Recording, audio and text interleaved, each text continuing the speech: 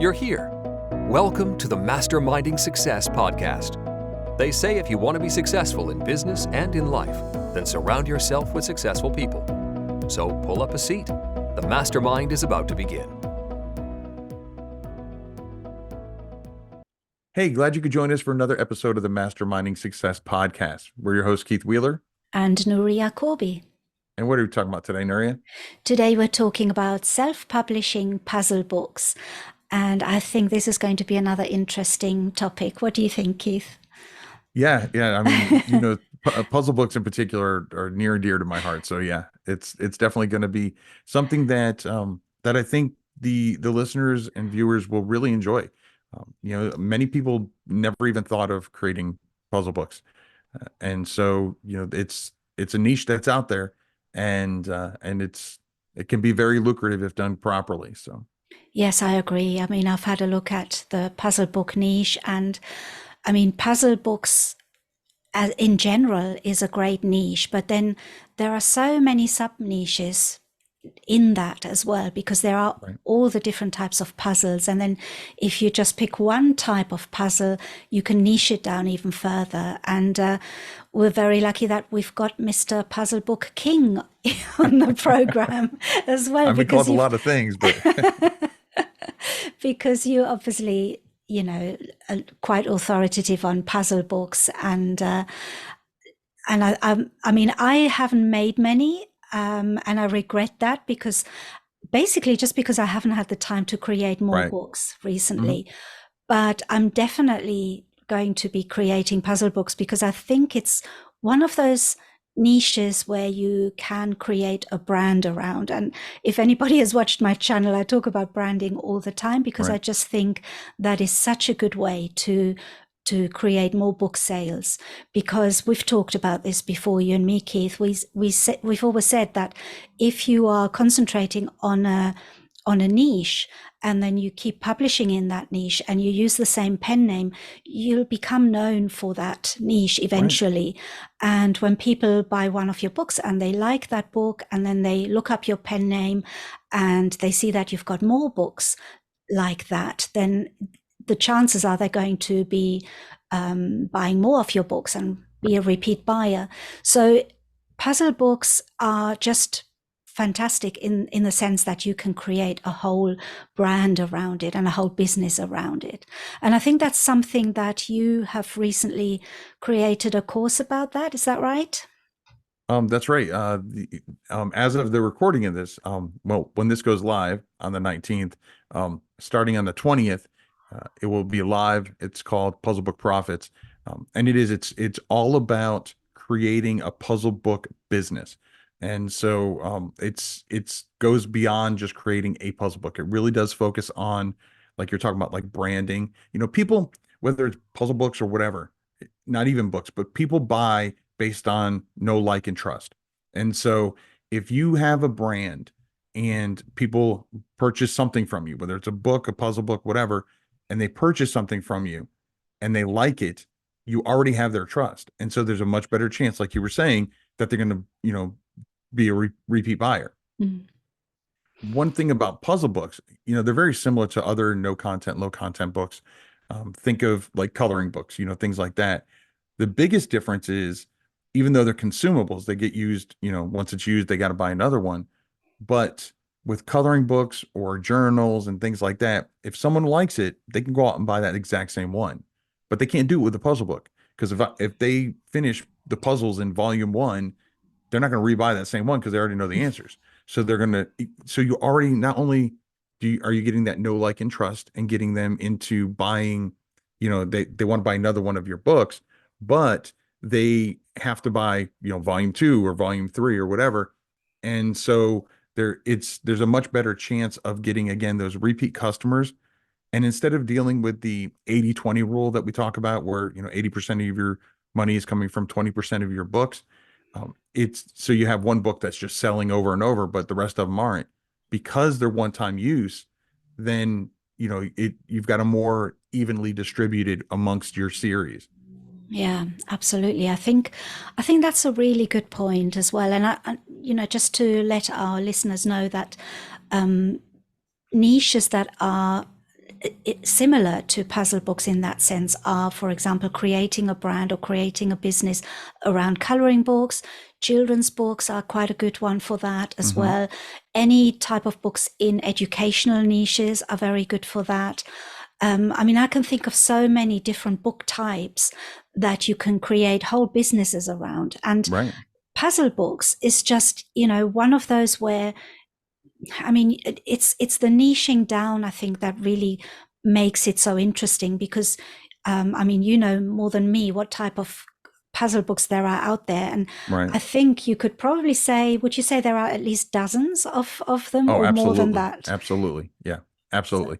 I mean, I've got yeah. another course I'd come out with a couple years ago, and it was where I showed people how to create their own, and these were more unique puzzle types, but they were still ones that sold. And Yeah. in that course, I think I had like 27 that were included in there.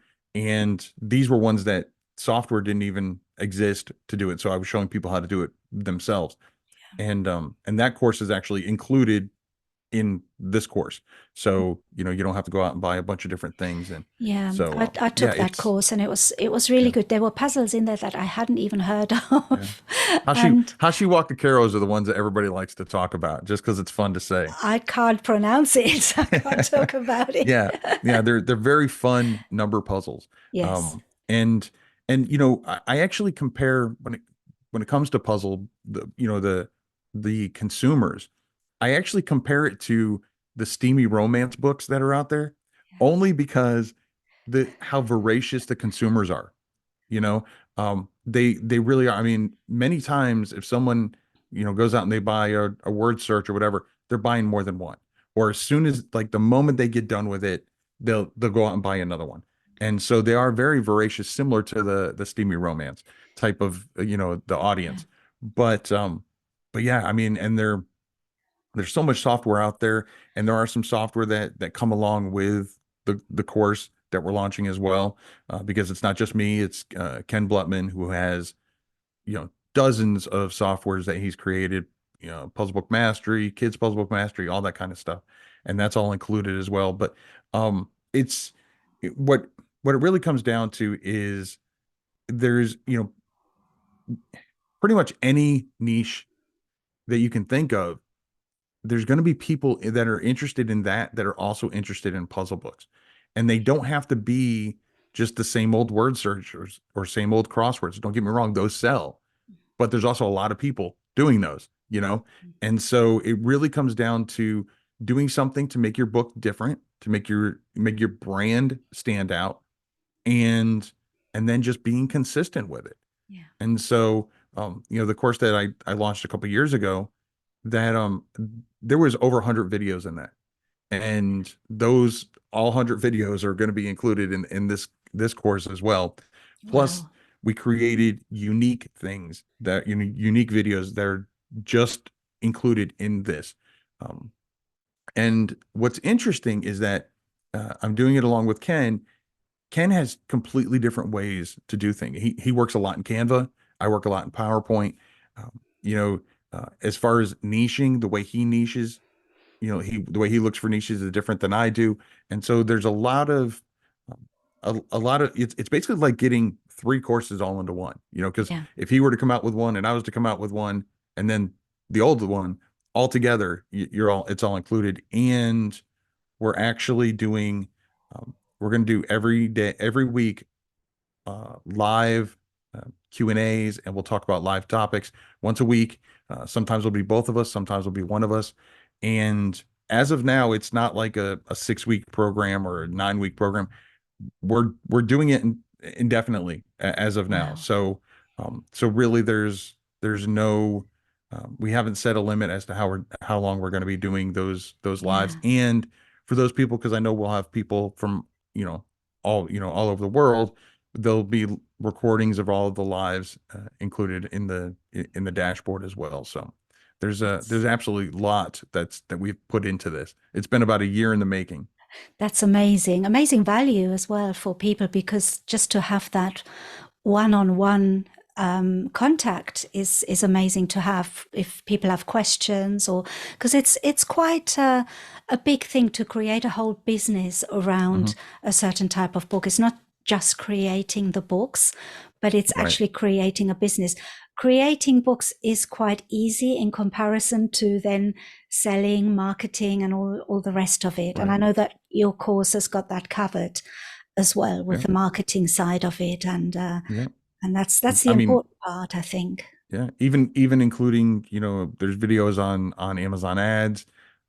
And obviously it's, when Amazon changes something in their, in their ads program, which, or in their ads dashboard, which they do frequently, they'll, we'll add something in about it, or it'll be on the live.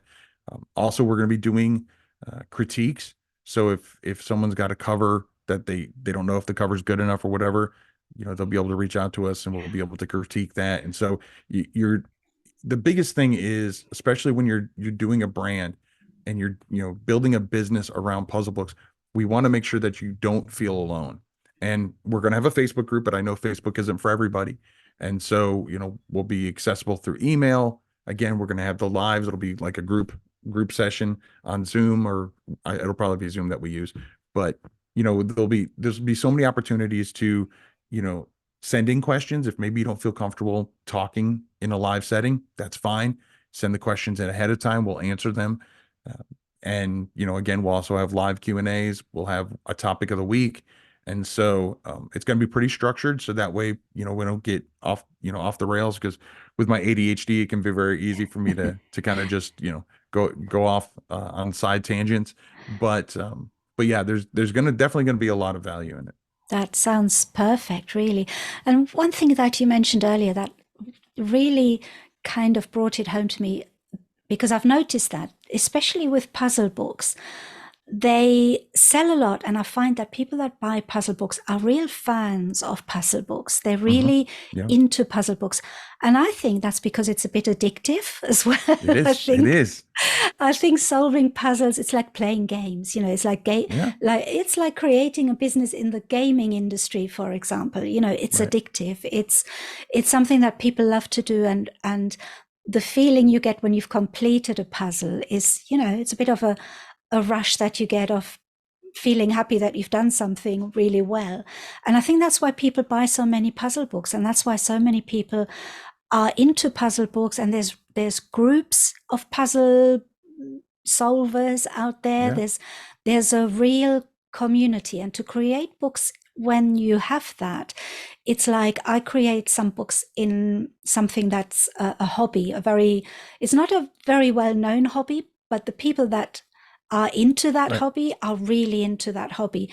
And when you find a niche like that, it's really a good niche to create books for, because you have those repeat customers all the time.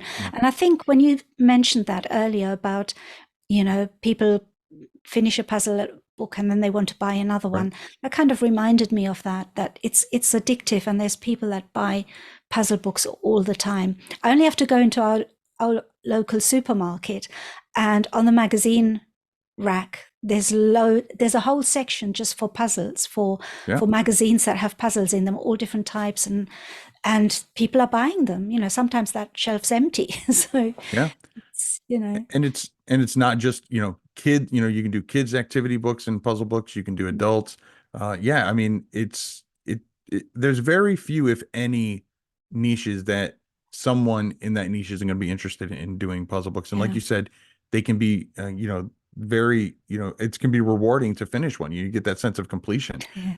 I've been interested in puzzle books. My grandmother used to do, I remember the crosswords in the newspapers. But back paper newspapers, I just showed my age. But yeah, she would do those, and so I got addicted to those early on. And then I mean, I've been self-publishing since 2016. And then when 2020 hit, I had a little bit extra time on my hands, as many people did. And I went down an ADHD rabbit hole when it came to puzzle books. And when anybody who knows anybody who has ADHD, they when they fixate on something, it's you just go all in, and that's what I did with puzzle books. And I started learning about all different ones. I'm still learning about new ones. I've taken games that used to be, I think one of the ones I did was, back in like the 1800s or whatever, and it was a game that they used to play with rocks, Oh, and in I think it was Lithuania, and I basically turned it into a paper pencil version of it. amazing. So there's so many different possibilities you can do. Yeah. And and even if you're not super into, you don't have to be into completing puzzle books to be able to create them. And like I've had so many people who watch my YouTube channels, and I've told people who do create children's picture books that, especially if you're having trouble selling your picture books, try to create a puzzle book or something that's more of a companion book, Yeah. because then they might find you that way. Again, going back to the branding, they find you that way, and then that leads to the other books that you create. So it's Yeah. not, it's not just, where you're only doing a puzzle book business, Yeah. but um, it, I do suggest that when you're, if you don't have a solid brand out there, you, whatever niche you want to create in, that you focus on just that niche for I'd say a year, Yeah. until you get that, until you start getting those customers that recognize you, and then you can start branching off slowly, into something similar, something more of a companion Yeah. option. But Absolutely. And yeah, and coming back to that, I always say to people, gamification is something yeah. that really helps with sales and getting people hooked on something and Hmm. engaged. And you remember this, well, I still think it's around, Wordle, when that Oh started. yeah. I mean, everybody was talking about it, and people were including me, we were posting our Posting, yeah. results on Twitter and on, just to show people. And it was addictive. It was really addictive. I spent a Really. lot of time that I could have done, which I could have spent better on something else. I could have been making puzzle books instead, and I Right. was doing Wordle. And people are really into puzzles and anything that's addictive and that's enjoyable and fun. You've got, I mean, it's a no-brainer to make books in those sort of niches, really, especially because people keep buying them, and then when they finish, they Right. want another one. So for that reason, I think puzzle books are one of those. I would even stick my neck out and say they're better than coloring books in that respect, because there's just so many more types of a Right. coloring book's a coloring book, and then you can go down the niches there. But puzzle books, there's just so many different puzzles. Yeah. um and I just know probably three, which word search is Sudoku, and I don't know what else, but there's so many that people don't even know, I think. Yeah. That was the real revelation when I took your course, with all the puzzles that you had in that, Yeah. where there aren't any softwares or no tools to create Right. them, and we had to create them from scratch, and that was quite easy in a way. And I thought, wow, how did I not Yeah. know this before? Yeah, So, I think one of the things we talked about was reverse word searches, um where there's hardly any letters there, and you got to oh fill it all in. yeah. Then we've got I don't even think I included it in the course yet, but it's clueless crosswords, Oh wow. so yeah, Yeah. there's all different things that you can do. There's a, number related ones that are, word related, and again, you can, one of the biggest things I like to do is create variety books. Mm. And one thing that I don't really share a lot, but um I actually have some books, and I don't say this as to brag. I say it to let people know what the potentials are.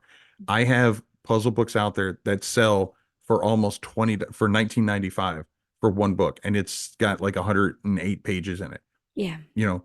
And so, I mean, if you're on KDP, you can just imagine what the, Yeah. what the royalties are on that. And do I sell, thousands a day, hundreds a day? No. But when I do, I mean, I sell, a couple dozen a day. And Mm. so that's, that does well. And I don't want you to think that's something that started easy. It was a gradual transition, but it can be done when you do you build a business around it, you do the branding, Yeah. because then again, they're coming back, and they already know, like, and trust you. And so then they know that this book is more geared towards what they're interested in. Yeah. And so, Again, it's not to brag or to promise anything, but it is something to show the potential is out there. And, Absolutely. you don't have to have a lot of books that sell like that in order to make a significant amount of money. That said, you don't need to have any books that sell like that. Just selling books at 6.99 or 7.99. As long as you're branding it properly, and the cover looks good, and you've got the right kind of niche research behind it to make sure Yeah, that you're creating it just like with anything else. But absolutely. like what you were saying with coloring books, the biggest difference, like I said, is you were saying the variety that's out there, but also going back to what I was saying earlier, if I like this coloring book, I can go out and buy that exact same coloring book. I liked it; it was fun. Again, Yeah. can't do that with a puzzle book. I mean, I guess you No. could, but where's the fun in that? Yeah. And you don't even need to sell lots and lots of those books. All you have to do is sell a few of one book. And if you have 30 books like that, Hmm. that's a really good income. And with puzzle books, the good thing is, I mean, or with any niche where you concentrate on a brand, on creating a brand, the books that you're going to be creating. So your whole research and your whole understanding of the niche expands all the time, and you get to know your customers, you get to know your audience. Right. You're really becoming an expert on that niche because that's what you do. So it's also a lot easier then to think of your next book, because sometimes when you're making all different types of books, right at the beginning when I started all this, I kept thinking, what book shall I make next? Hmm. Oh, I don't know. And then you have to research a new book, and oh, I don't know, where Right. do I get another idea? And if you are concentrating on one brand, on one subject, and that could be coloring books or puzzle books particularly, you already know what kind of book you're going to be creating next, because it just comes naturally to you. You've just created a puzzle book, for example, in a certain niche. While you were creating that book, you were probably getting ideas for another niche in the Right. same type. I imagine that happens to you as well. Yeah. That's what happens to Yes, it me does. when I'm doing a brand, because while I'm creating one thing, I'm thinking ahead, oh, I could do this next. Right. So much easier than creating a planner, a notebook, a coloring book. You're concentrating on one thing, which is so much better. And the other thing is also with planners, for example, if you're creating a planner, and it's a dated planner, for example, you can Hmm. make a planner for 2023 and then 2024, but people will only buy it when they need a new planner. Puzzle Right. books, as soon as they finish one puzzle book, they're going to want to buy the next one. So it's not like a planner where you've got months in between where people aren't going to buy because it's not the beginning of the year, or it's not the beginning of Right. that particular time frame that the planner is for. Puzzle books, as soon as people finish, they want to buy another one. So that's another advantage for me that I see when for creating puzzle books, really, rather than anything else. And it's not that difficult to, I mean, I would say it's probably easier than a planner, because I had a lot of problems Yeah. creating a planner with dates in it. So puzzle books are easier in that way, I think. And Yeah. they're evergreen as They well. really are. They really are. I mean, obviously you can make them, more seasonal, but in general, they are definitely evergreen. Yeah. Um, and one thing that when it comes to creating a puzzle book business, one thing that makes it stand out for me even better or easier than writing, because I mean, I've got over 40 written books out there in different niches, but is one of the best places I get feedback from, besides in my the reviews and things like that, but is from my customers, because I have an email newsletter. Yeah. And in some of my other niches, it's like the one of the biggest reasons why I didn't start a newsletter for so long was I didn't know what to say. I didn't know what to tell people. I didn't know what to include in there, whatever, and it just became overwhelming, and it became a task. And it's so easy to put tasks away and put it on the to-do list that never gets to done. But with puzzle books, it's so much easier because you already know what to include a puzzle, and just one puzzle page in your newsletter, and then just tell them about some the new book that you've launched or one that's coming. You can send them, and you don't have to come out with, send them a whole bunch of different ones, just the same one puzzle page for Yeah. everybody on your newsletter. And I've actually used it to test out puzzles that I haven't even launched yet in a book. Like here's some puzzle types that I'm thinking of doing, and I've even done contests where I tell people, hey, the first one that finishes it, let me know and I'll send you, a copy of the next book. If you find errors in it, if you can, and ones that I've published in, at least one of the brands that I do, I've done contests with the actual customers that buy the book. And I'll tell them in the back of the book that if you find another solution that's not included in the solutions page, take a screenshot or, take a picture of it, tag tag the brand on social media, Yeah. and you'll be included in a contest, or maybe I'll just send them, a digital version of the, of some extra puzzles or whatever. So many different possibilities because you already know what they're into. They're into puzzles. That is a big, big point, and one that I keep making as well. Email lists are so important because I Yeah. didn't have a clue at first how important they were. I heard people say, oh, your business is really your email list, or you need to have an email list, but I never understood why. And that was something that I learned in time, how important an email list is, and what you can do with that. Because when we sell books on Amazon, you don't get any feedback from Right. no direct feedback from your customers. We don't know who our customers are because Amazon deals with that. They're Amazon's customers. And when you have an email list, and you said, by giving them something for free, or by, there's so many ways to build an email list. You really get to know your audience, and Right. getting to know your audience is so important because you can really tailor your books then, and you really know who you're targeting, and that sells your books. That is Right. there's no, I would say, when people ask me what's the secret to selling books, or there's no secret. It's really Right. obvious, but not many people know that this is how it works. That's the problem. I will say that that book that I talked about earlier, the ones that sell for 1995, that came directly from results feedback that I got from my email list. And if for no other reason, for those people listening, if you're reluctant to do an email list, and I know wasn't the topic of this episode, but and we'll get back to puzzle books in a second, but I will tell you this: if you are reluctant to do an email list, I will give you one reason, and this should be enough. And that is, if you're publishing on KDP and KDP closes your account, how will your customers know to find your next book? Through an email list. Through an email list, I can say, if my account gets closed down today, I can send a newsletter out and tell people, go to this site, whether it's my own website where I'll get higher royalties, or if it's, Ingram Spark or Lulu or wherever else. I can direct, because they are my customers. They're on my email list. But if you don't have that email list, and your KDP account is closed, you have nothing to fall back on. You can't alert, the people on Amazon and say, hey, if you're shopping on Amazon, my stuff's over here now. You can't do that. And so that right there is, so many people are afraid of getting their accounts closed on KDP or any other platform. And the best way to, in my opinion, the only way to really circumvent that is to have that email list. And then Yeah, you can direct people however you want. yeah, absolutely. And I mean, I haven't explored this, but could you sell puzzle sheets on Etsy as well, for Yeah, example? absolutely. You Yeah, could, couldn't you?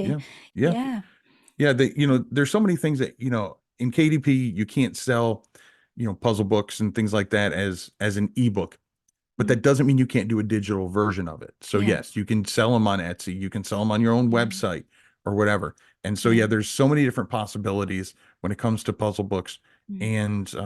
And yeah, it's something that I still create children's picture books. I've got my young adult novels that I'm writing the sequel to, but puzzle books, I mean, I just absolutely love it because I'm always learning, because I'm finding new ways, new puzzles that are out there. And I'm, I know you enjoy looking at niches, doing niche research. Yeah. Absolutely love that. And so, there's so many different possibilities. And again, it's something that, especially since 2020, I found, I was worried, not worried, but I, I, I did have a feeling that once, everything kind of settled down and people started going back to the new normal, that the puzzle book sales would start to go down, and they haven't. No. I think, people that loved puzzle books will always love them, Yeah. and I just think that 2020 more people got introduced to it because they wanted Yeah. to stimulate their brain because they weren't doing things like they were before. Yeah. And then they kind of got sucked into the rabbit hole of puzzle books, and Yeah.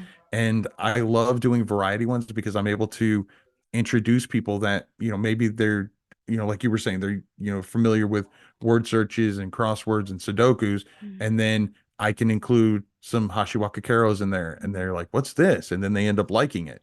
And then Yeah. eventually, for that niche, I might create just a book on hashis. Yeah. And there's again so much possibility that you can learn when you put the time into creating a puzzle book brand.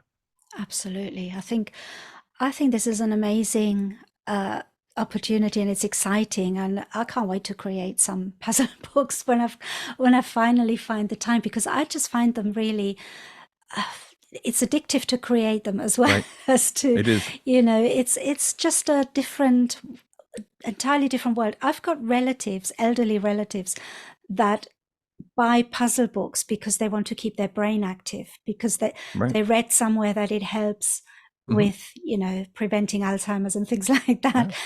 And I never thought I didn't realize they were doing that before it's when I started talking about puzzle books with people that I realized how many people actually do puzzles and Yeah. buy puzzle books or puzzle magazines, or, whatever they're doing. It's a big, big business. It's a big, there's a big demand for it, I would say. So Yeah. yeah, Yeah. I'm glad you've Absolutely. got a course coming out in that. Yeah, yeah, it launches tomorrow. It's called Puzzle Book Profits.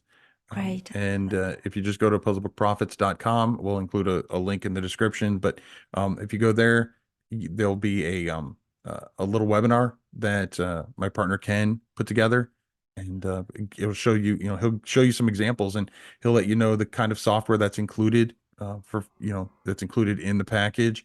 Yeah. And matter of fact, he even has some books that are selling really well a month on Amazon, and that were done completely using the softwares that are included in the course. But you were talking about addicting.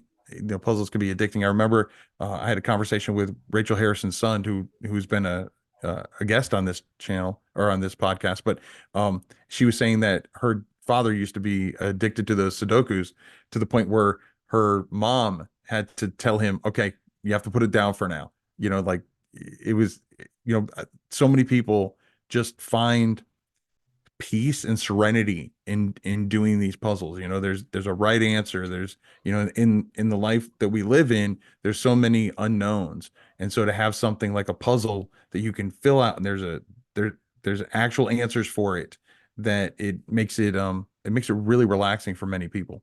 So again, the course launches tomorrow. It's called Puzzle Book Profits.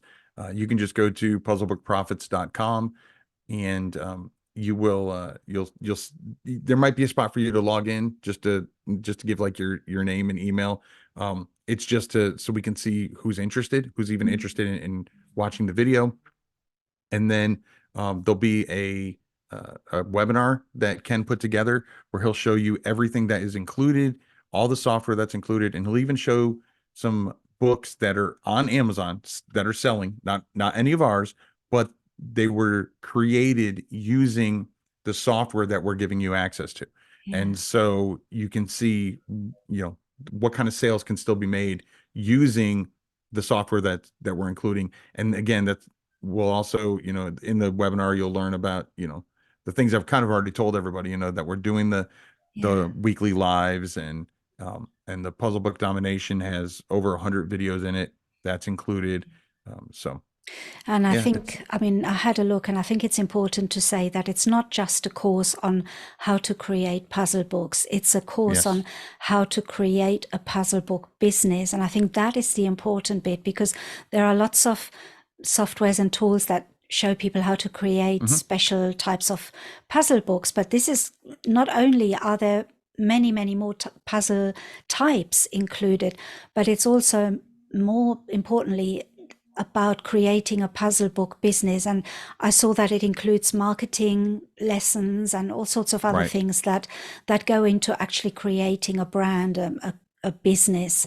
And I think that is what I find so interesting about it. And for me, that hasn't been done before, really. I haven't seen any courses that have done that before. And I think you and Ken have put a lot of value into it by including the webinars and the one-on-one coaching and all of that. So yeah, I'm looking forward to seeing more about it and finding out more about it. And I will mention it in my group as well. So I think it's going to be something really interesting for people. Yeah, and the lives are really where the extra value comes in. I mean, I used to do one-on-one coaching, and the entire course is cheaper than one 30-day session with me. Mm. And you're getting not just me, you're getting me, you're getting Ken. Again, we come from two completely different areas of it. We both, the niche research we do is different. The systems that we use, Canva versus PowerPoint. So you're seeing all these different possibilities, and but again, I really think it's with the critiques we're going to do, and the weekly lives, Zoom sessions that are going to be recorded, where the real true value comes in. Because Absolutely.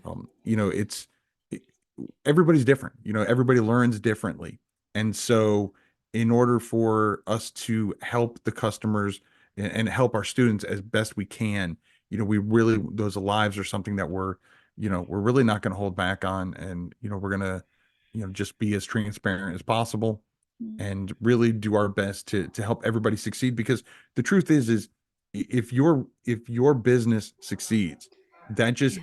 adds more validity to us. So us helping you helps us. And Mm. so it's not just about selling a course and walking away. It's about it's going to be like an ever growing thing. These lives are going to keep it. So again, it's not just oh, you give us your money and then you can't find us. We'll be in next week's live Yeah. session. So there really is. That was one thing that we really made it a point in working on our calendars, to make sure that sometimes, like I said, both of us will be on it. But worst case, you'll get one of us. And like I said, there'll be a topic. It very similar to the way you and I do the topics, where we have a list of topic ideas, and then we kind of just pick which one we're going to focus on for that particular week. Very similar to the way we're going to do this, but again, this is going to be live. So That's perfect. I think I'm really looking forward to it. And I think, puzzle books, obviously, that's a fantastic niche to get into, or book type to get into. But you should do that with any book types, I think. mhm. Pick a niche that you know something about, that you can research, that you can really get behind, and then create a whole brand, create a whole business around that, rather than randomly making a notebook, a planner, a Right. logbook. I found that was the most effective way to Yeah. sell books, in my Yeah. opinion. I agree. Is to find one type, Mm, and one type of book, and really, like I said, really focus on it, at least for 6 months to a year. yeah, And just and I'm not saying, like, for in the example puzzle books, I'm not saying just crosswords. I'm saying puzzle books as a type, yeah, compared to because if you think about it, like what you were saying, if you do some puzzle books, and you do some coloring books, and you do some planners, yeah, you might get a few sales here and there. But what could you have accomplished if you just did puzzle books in that yeah, one time, in that yeah, same amount of time, mm, and then, like I said, then later on, once you start getting those repeat customers, then you can start, okay, well, I'm a little interested in this niche over here as well, and then move over to that. yeah, So yeah, there's so much possibilities. And some people ask me, Keith, if it's so lucrative, then why do you share it with other people? Well, because realistically speaking, I can't do it all, yeah, and I'm not greedy, I'm not greedy to do it all, yeah, and so, I'm a teacher at heart. And so, I get the most out of people telling me how much I've helped them. Yeah. That's where I get the most out of. So, because I can always make more money, but it's when I get messages on, comments on my YouTube channel or whatever, or emails where people say, I published my first book because of you, or I just made, $10,000 this month. I never could have done it without your help. That kind of stuff, knowing that I am helping others reach goals, Yeah. support their family or whatever, that's why I do it. Absolutely. I totally agree. And apart from that, I also think that when people say, oh, if it's that great, why are you sharing it with everybody? Why not? Nobody ever says there are too many doctors or there are too many lawyers, because people don't have the mindset that they're taking away each other's business. You are not they're not taking away my business by creating more puzzle books. Right. There is a big demand out there, and we can all gain from that. It's not not restricted in any way. So, but yeah, and apart from that, the more people we can help by showing them how to do it, that's why I started this in the first place. So, Exactly. Yeah. Well, this has been another great mastermind, Nuria. Once again, a huge thank you to all our listeners and viewers who came to tag along. If you enjoyed today's mastermind, please consider following or subscribing to the podcast, and maybe even leave us a review and let us know what you thought. It would mean the world to us. Until next week, I'm Keith Wheeler. And I'm Nuria Colby. Have a good one. Bye-bye. Thanks for joining the Mastermind today.